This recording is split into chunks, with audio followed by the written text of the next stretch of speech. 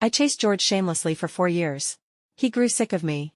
With one word of pressure, my family, trembling, shipped me overseas. He said, by any means necessary, make her stop clinging to me. Otherwise, don't blame me for being ruthless. Drugs, hypnosis, electroshock, those methods worked frighteningly well. I forgot what it felt like to love him. Even my memory of him grew blurred and dim. At last he relented and allowed me to come home. Wherever he appeared, I kept my distance of my own accord. Because my mother told me that man with a godlike face was someone I could not afford to offend. When I saw him kissing my sister, I secretly raised my phone and snapped a picture. His gaze turned vicious and cold. I shrank into a corner, words tumbling apart. I'm sorry, I just thought, you two are well matched, so easy to ship. I don't know why. A man who had always shown neither joy nor anger let his eyes tremble violently. Since coming back from abroad, I felt like my head doesn't work right. I sleep through most of the day. I think I might be ill. Mother soothed me, don't worry. You've been a little lazy piglet since you were small, not self-disciplined like your sister. It's fine, everyone's different. If you're sleepy, then sleep. I poured myself a big mug of black coffee to perk up. It didn't help. I tapped my temples, fretting, when the front door sounded. The butler announced, the eldest miss has brought President Thompson home. Joy welled at once in my parents' eyes. Father hurried out to greet him. Mother was just about to follow when something seemed to occur to her. She looked at me, torn. Anna, you. I nodded sensibly. I know, President Thompson doesn't like me. My sister's marriage is important. I'll go upstairs. I was going to catch up on sleep anyway. Mother gave me a pleased look as I yawned. I'd only taken a few steps when I remembered I hadn't taken my coffee. In a bit, I wanted to try another cup. The moment I turned, I met, by accident, a wintry, cutting gaze. I forgot the mug and bolted, purely on instinct. As if I'd die if I were 1 second late. I ran into my room, through the lock, and shoved a table up behind the door. Only then did the heart lodged in my throat drop back down. I can't explain it, but whenever I see George Thompson, a fierce emotion rises in me, fear. Mother says it's because George is a born ruler, anyone with him would feel oppressed, especially a natural little chick like you. Mother told me not to appear in President Thompson's presence. President Thompson doesn't like people who look cute but are actually slow-witted. His eyes will only linger on excellent girls like your sister. Do you know what tier the Thompson family is? If we could be joined with them, it would save us several generations of struggle. Anna, be sensible. I am very sensible. So, whenever George came to the house, I removed myself on my own. For this, Mother was gratified, sometimes she would pat my head. That was the greatest reward, I cherished it. So I never dared tell Mother, even if she never said a word, I would still avoid George. The force rolling off him was too overwhelming. It made me miserable. Stifled. As if my heart were being gripped hard in someone's hand. And there was a nameless sting of sourness. Laughter bubbled downstairs. Amid that laughter, I drifted into a doze. When I woke again, dusk had fallen. It was already evening. The villa was very quiet. George must have gone. I was starving. I opened the door and padded downstairs barefoot to look for food, wearing a white princess nightdress. The floor was cold, my head felt the tiniest bit clearer. I stood at the counter, toasting slices of bread. The study door suddenly opened. George stepped out in a sharply cut suit. In the warm gold light, his features were even more sculpted, his posture razor straight. His face looked carved. Like a god of life and death descending to earth. But he was so cold. The air about him was cold, his eyes were cold. Even the gunmetal cuff links on his suit sleeves glinted with a chill. Across the length of the sitting room, his gaze fell lightly on me. His thin lips pressed into a straight line. The pressure was suffocating.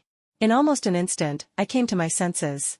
I clutched my head and crouched under the dining table, trying, clumsily, to hide. My sister's quick steps flew down the stairs. She ran into George's arms and shook his sleeve. Are you leaving already? You haven't even looked at my new stills. Eat before you go, please? My sister is usually cool and distant. Now she showed a girlish, playful sweetness, her voice lifted, very pretty. Like a gorgeous songbird. Glossy feathers, a lilting throat. George said nothing, his cold gaze slid to me, shivering under the table. My sister's smile faded. She bit her lip. If you're busy, another time is fine. Come on, I'll see you out. George didn't move. The pressure coming off him was so heavy it was as if he hadn't heard her at all. My sister parted her lips, but didn't dare make a sound. After a long moment, he spoke, his voice low. Fine. I'll go after dinner. On Father's and my sister's faces, surprise flickered at the same time. George's mouth curved faintly. What are you afraid of? She's forgotten, hasn't she? He strode to the table and crouched. The suit trousers traced strong lines along his legs. Anna Brown, do you still recognize me?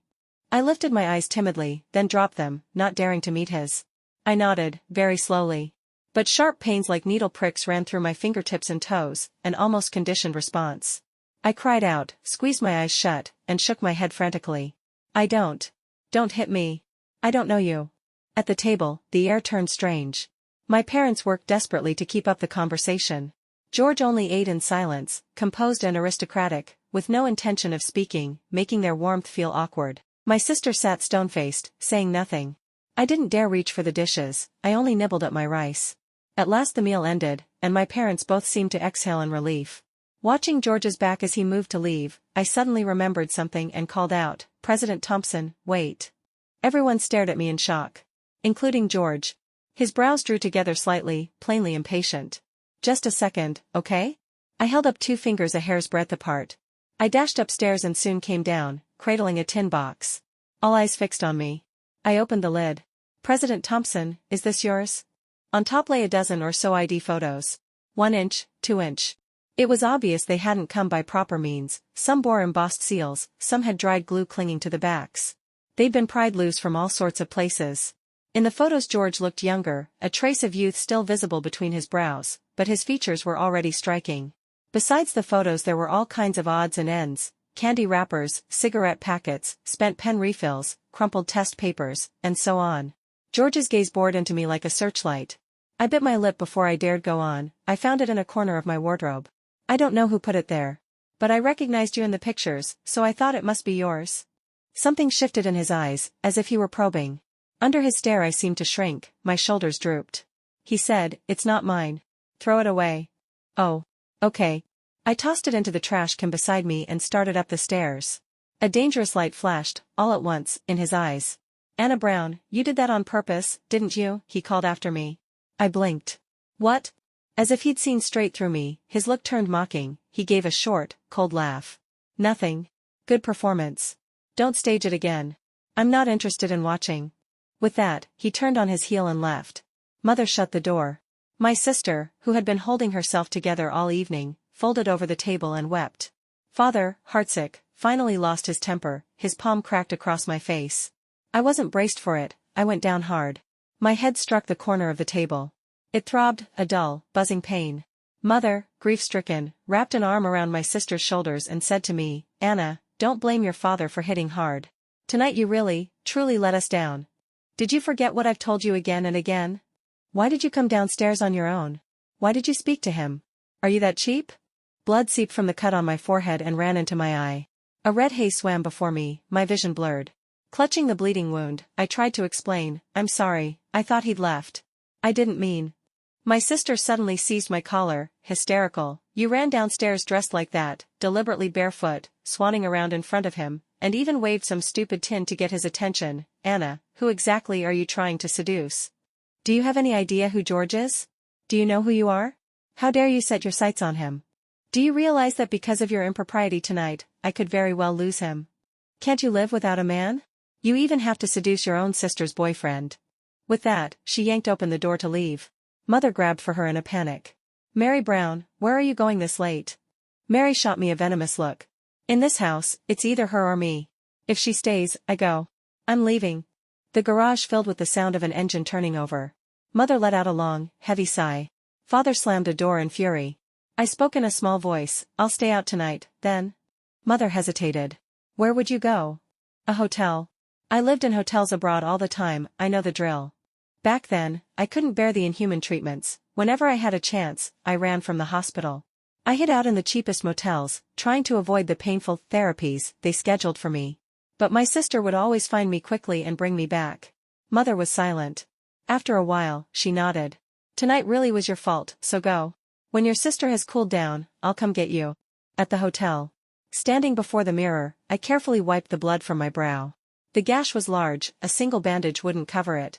But so late at night, I didn't dare leave my room to buy gauze. Usually I can never get enough sleep. Tonight, perhaps because of the sting and pull in my forehead, I couldn't sleep at all. I'd forgotten why I was sent overseas. I only remember that, all my life, my sister has been cleverer, more accomplished than me.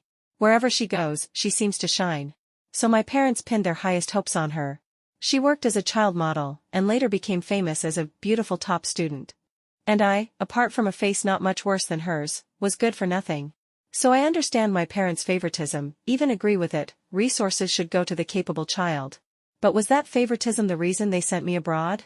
I remember swallowing handfuls of pills overseas, enduring painful treatments, while mother told me over the phone that it would make me smarter. Yet ever since I came back, I feel my mind works worse than before.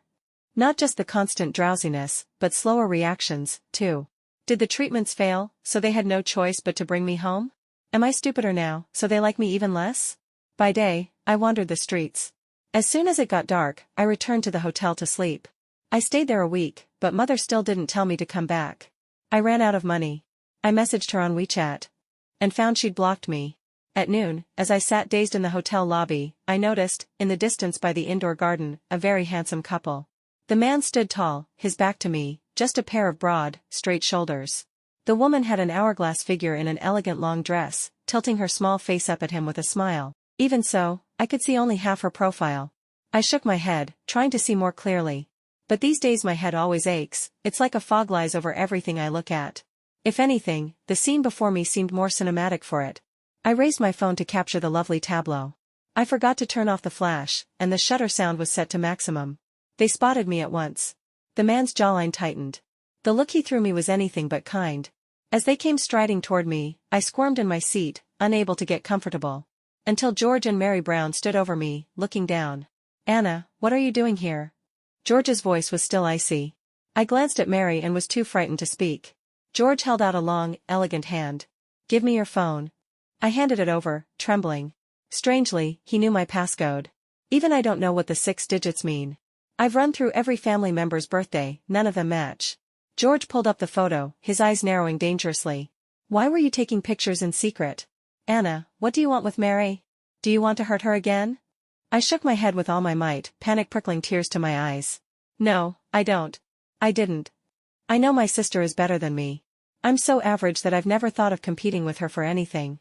But mother said I once showed up in full regalia at her new drama's press conference. A reporter wrote that my face resembled hers, but our temperaments were polar opposites. She, lofty and pure, I, impish and guileless, pure of heart. They said I had wider range. So the leading female role she had secured suddenly became uncertain. In the end, I didn't get it either.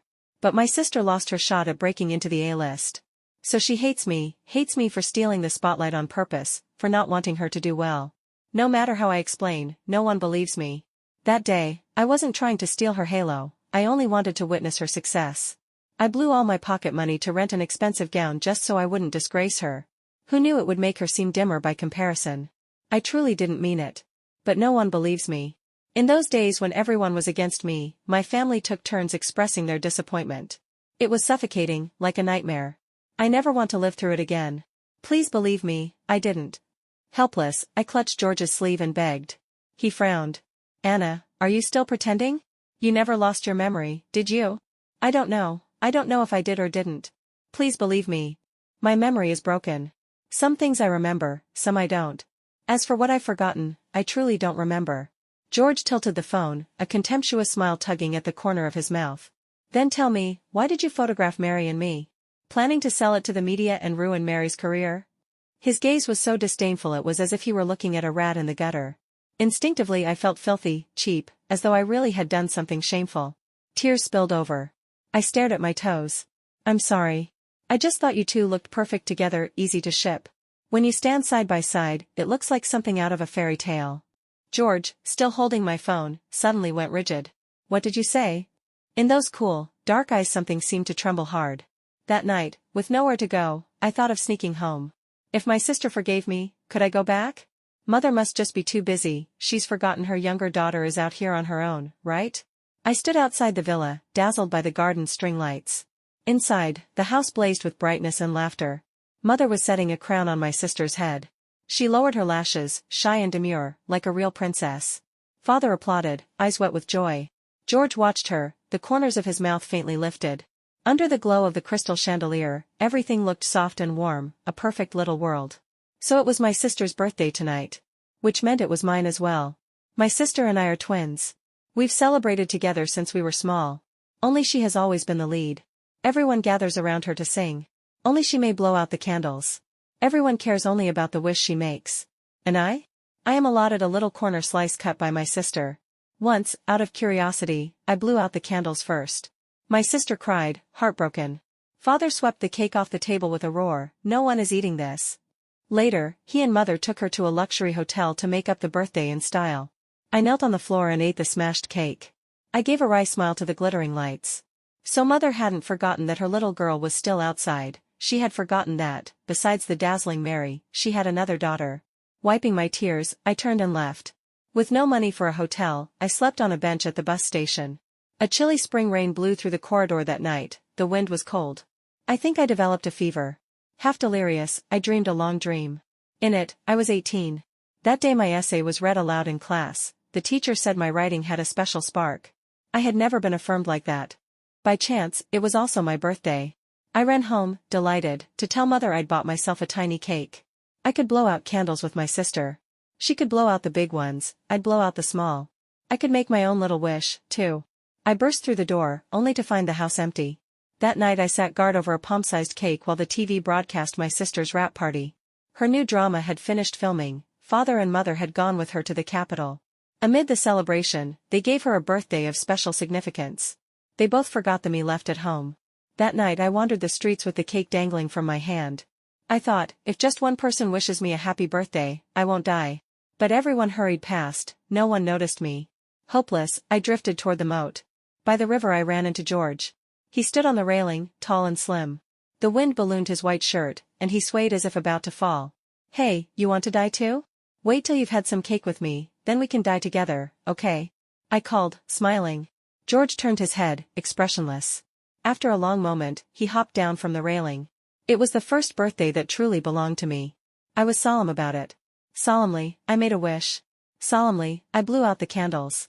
Solemnly, I cut the cake and gave George a piece. He had brought a lot of beer. I got drunk. Drunk, I laughed and cried, tugging him toward the river. "If we're going to jump we need the timing right, any later and the morning joggers will come and we won't be able to die." George suddenly arched a brow and smiled. He caught hold of my mad little self and said, "I suddenly don't feel like dying that much today. Another day. I'll take you home first." That night I lay sprawled across his back, babbling nonsense all the way. At my front gate he said softly, "Happy birthday, little lunatic." Later I learned his name was George. Only son of the Thompsons in Haicheng. The date was the anniversary of his mother's death. His father had brought home an illegitimate son nearly his age. He couldn't stomach the betrayal and wanted to punish his father with his own death. Worry furrowed his brows all the time. He didn't like to talk. He had no friends. He was always alone. When I saw him, I saw myself. When I saw his tightly knotted brow, my heart hurt for no reason. When I saw him, I felt an inexplicable sense of safety. I wanted to talk to him, to be close to him. So I was always chasing after him. Fearless, I confessed loudly. I wanted him to feel the fierceness of my love. To know that someone in this world loved him without reservation. But he was always cold, keeping his distance. I thought he was just reserved.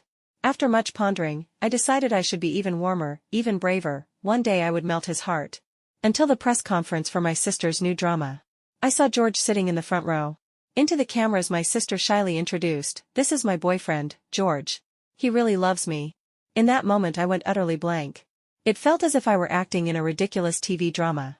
No one had invited me. I volunteered to play a thoroughgoing clown. My mind emptied, thoughtless. While the event was still going on, I grabbed my skirt and ran out, cutting off my sister's interview. The cameras swung toward me. They said I looked like a runaway princess, noble and aggrieved. Compared with the meticulously polished Mary on stage, they said there was a natural vitality about me. That silhouette pinged around the internet. Many said they liked the dustless clarity of my eyes, tagging directors everywhere to cast me as a lead. Soon people realized I looked 70% like Mary. Someone spilled that we were full-blood sisters. They said the female lead in my sister's drama would suit me better. Netizens voted on their own. With 80% of the vote, I trounced my sister. I had never competed with her for anything. But seeing the poll, I suddenly had an illusion. Maybe I'm not that hopeless? Could I fight for myself just once?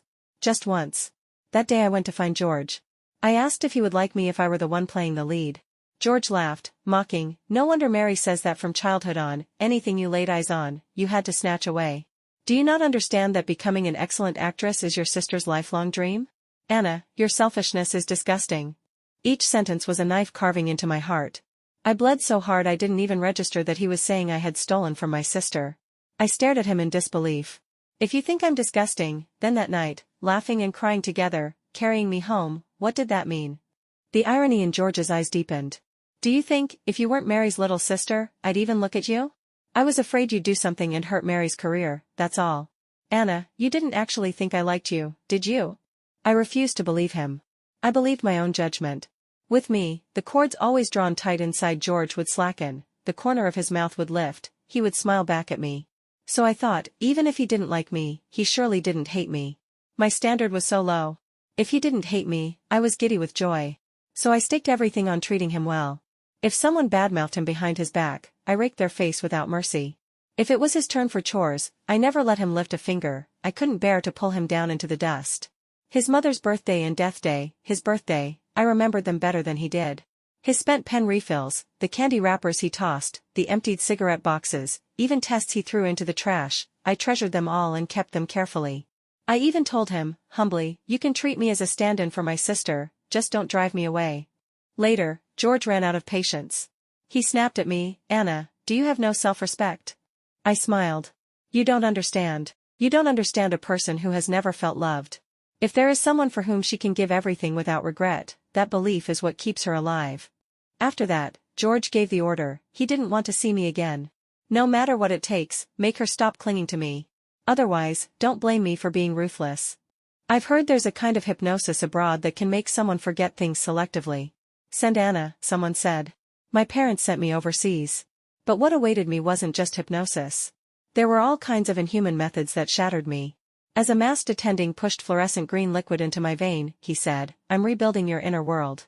Breaking it apart, then shuffling it anew. You'll thank me. In the fog, I heard someone raging. Why hasn't her fever gone down yet? What are you people good for? A voice stammered, President Thompson, Miss Anna has an extremely high drug tolerance. She must have been on large amounts of medication before, ordinary antipyretics won't work. Why would she have been taking so many drugs? She isn't even sick. It sounded like George. Only his voice trembled, just a little. So different from his usual cool, low tone. After a pause, the man said, there are large quantities of residual drugs in Miss Anna's blood. In addition to antibiotics, there are also psychotropic suppressants. Psychotropic suppressants? George asked in disbelief. Anna has no psychiatric illness, why would she be taking psychotropic suppressants? Since her return she's been listless and uninterested in everything, is that because of these medications? The doctor considered it. It's likely related. Most psychotropic drugs have a sedative effect.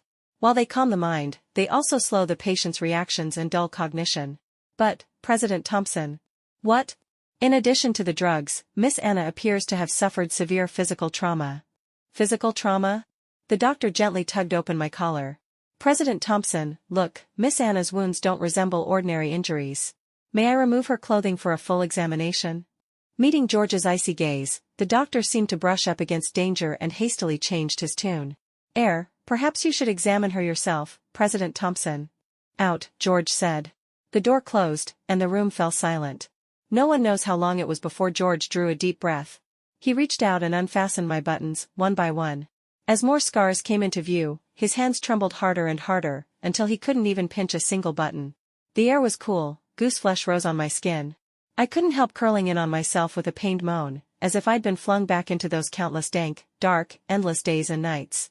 Suddenly, a tear fell onto my chest. Scalding, searing. A warmth I had always yearned to draw from, but it landed on my chilled skin, its heat fading at once, taking with it what little warmth I had left. George dialed a number, his voice edged with a terrifying menace. Find out what Anna went through abroad these past 3 years, everything. Now. I remained unconscious. At times a high fever racked me with convulsions. At times my hands and feet were so cold it felt as if I might die the next second. In sleep I relived 25 years of loneliness and helplessness. I think I finally understood why my parents did not love me. Because carrying twins left stretch marks on mother's belly that could never be erased. It became a lifelong regret for her. From the same 10 months of pregnancy, my sister was born trailing an endless halo of light for my parents. Because she started modeling as a child, father's failing business found new opportunity. Because she excelled at school, mother became a respected presence on the parents' committee. Because her acting career grew ever brighter, my parents left a social class. Because she was poised to marry into the Thompson family, my parents' dream of joining the elite was about to come true. And me? What did I bring them? Mediocre grades. A refusal to let photographers pose me, spoiling the dream of fortune. A contentment with the ordinary, no ambition for the future. The one time I fought with all my might, I almost ruined my sister's career and marriage. Perhaps I truly am not someone worth liking.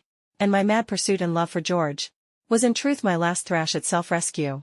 I thought he could save me. But he disdained me. George kept vigil at my bedside every day. He wiped my face himself. He spoke to me at length each day, trying to call me back.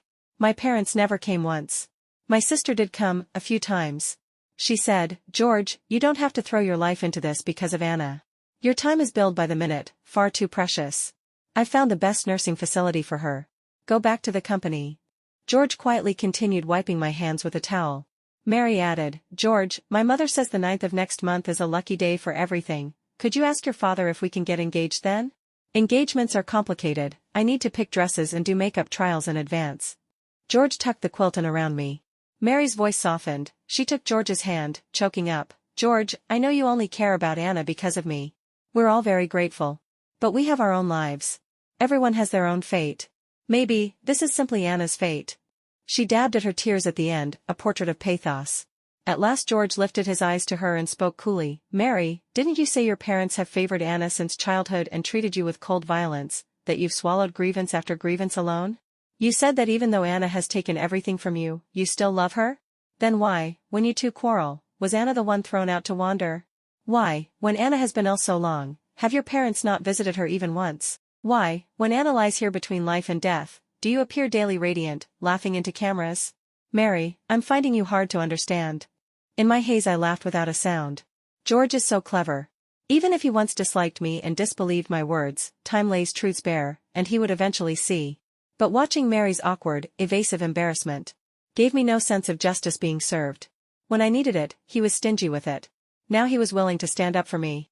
But I no longer cared. That night my fever returned, my whole body convulsing, my face contorted. "No. Don't hit me. I won't, I really won't. Please, it hurts, please let me go. Lock me in here, so dark, I'm so scared. Give me anesthesia, please, then when you shock me it won't hurt so badly. I don't want treatment. Let me be sick. I'd rather die. I'll change, I really will. I won't love anyone ever again. Please, let me die. I can't bear it." In boundless darkness, someone gathered me into an embrace. Warmth surrounded me, as if it could cradle all my grievance. Greedily I wanted to lean in, yet I feared it was another test.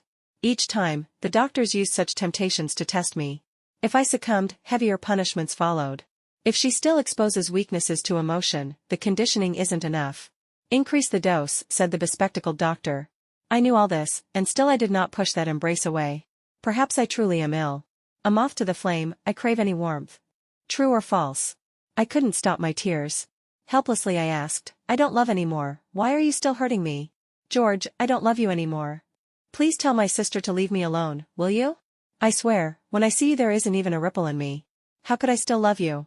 My tears soaked his shoulder. The arms holding me went suddenly rigid, then trembled harder than I did. The fearsome George spoke, his voice raw. "Anna, are you in this much pain because of me?" Dully, I shook my head. "No. It's because I love you. But I've learned my lesson." A stifled sob slipped from his throat. The people sent abroad returned with their findings. George had not left my room for many days. "Say it here," he said. The secretary glanced at me, worried.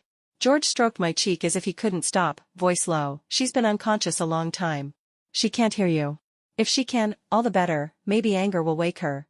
The secretary opened his file and sighed. "President Thompson, Miss Anna never received treatment from the renowned psychiatrist you contacted. Miss Mary sent her to a private clinic. The doctor there is a sociopathic predator.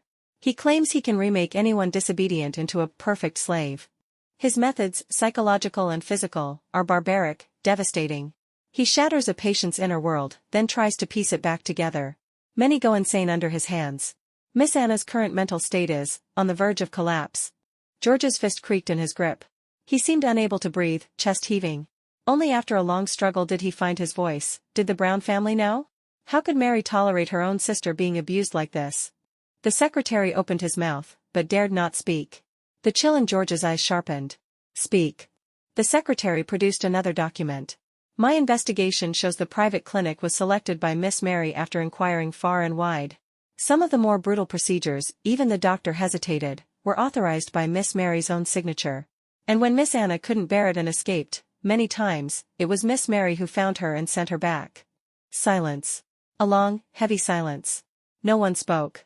Light from the chandelier fell, ragged motes drifted in the air. A tear slid from the corner of my eye. So merely recalling those 3 years terrifies me, leaves me helpless and hopeless, as if reliving a tour through hell. The secretary handed George a notebook. It seems Miss Anna realized her thoughts were growing more chaotic and her memory was failing, so she kept a diary to help herself remember. Later, she even forgot the diary existed.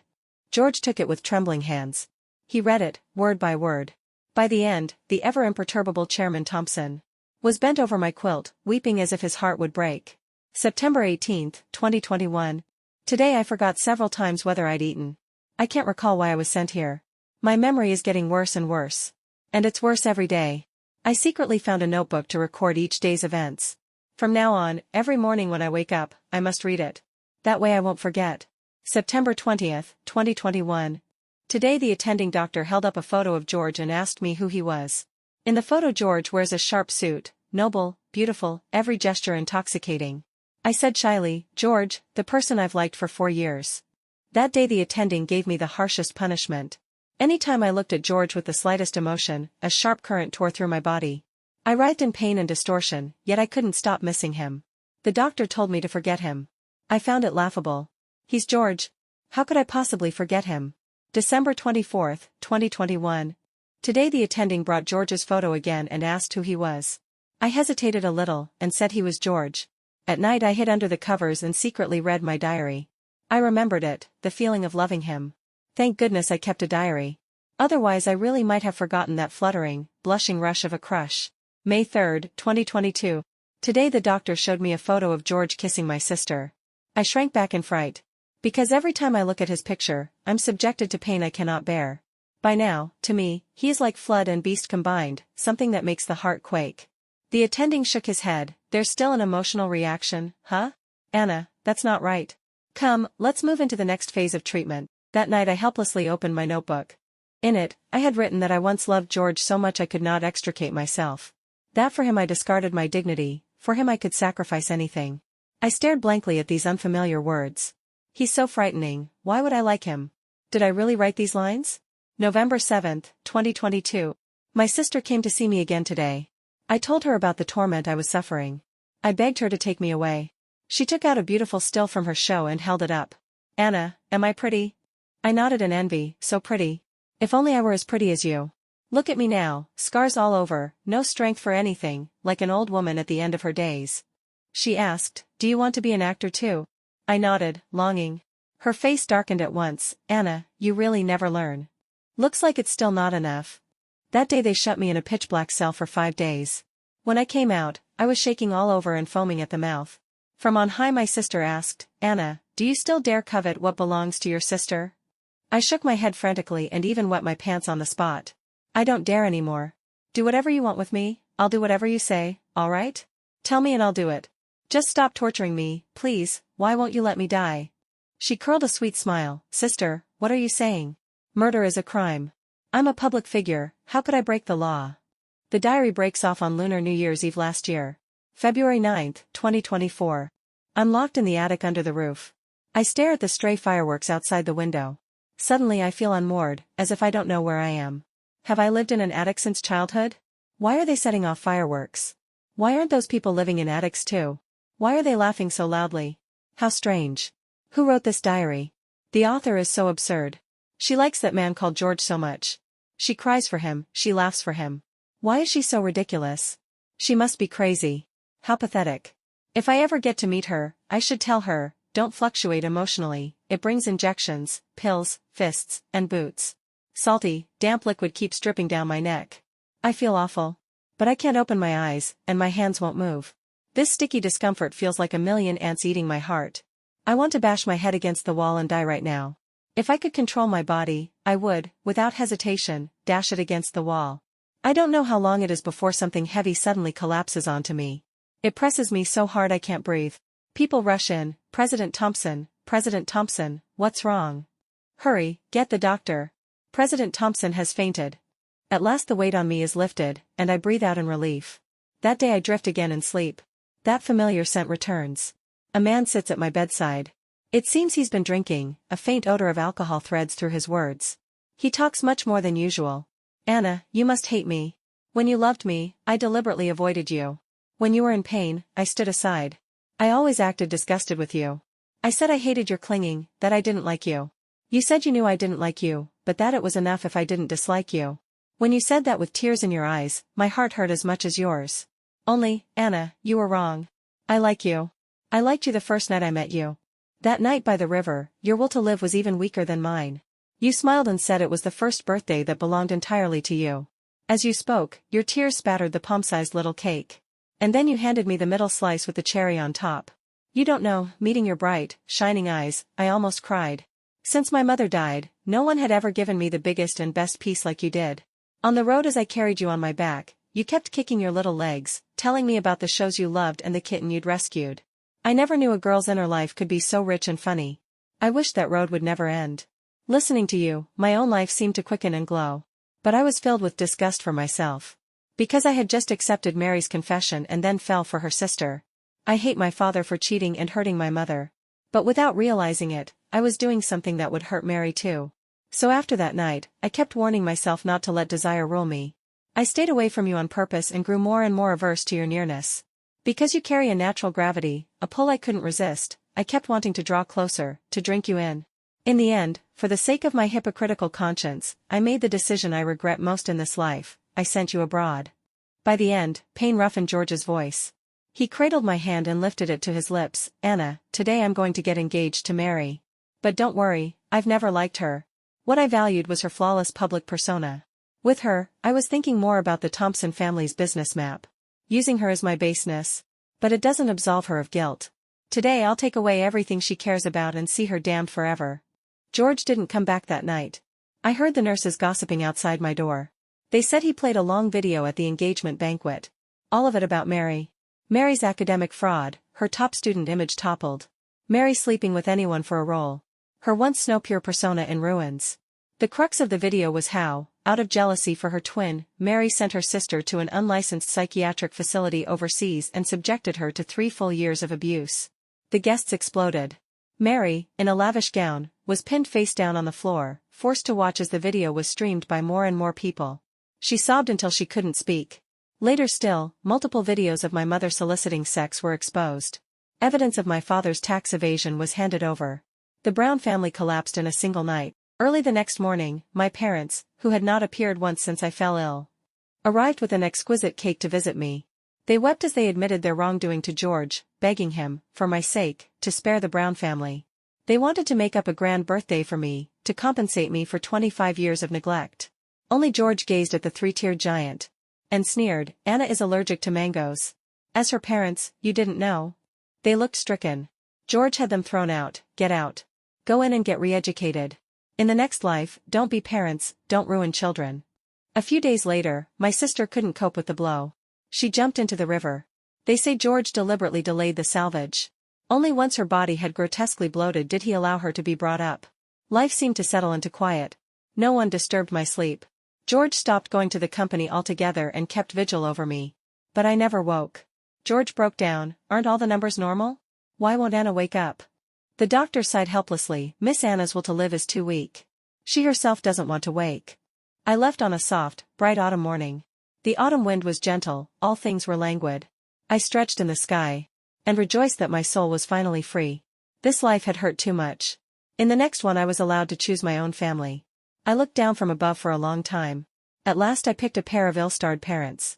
They were poor and down and out, but they loved their child fiercely. They worried over their child's moods and shoe size, and on nights of thunder and rain, they would gather the sleeping child into their arms. So tender, so kind.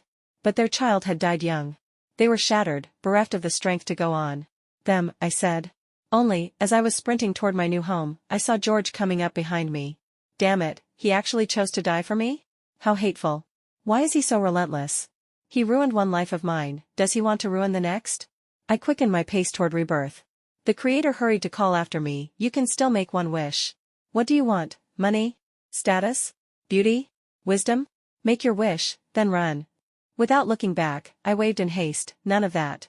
I want George never to find me in this life.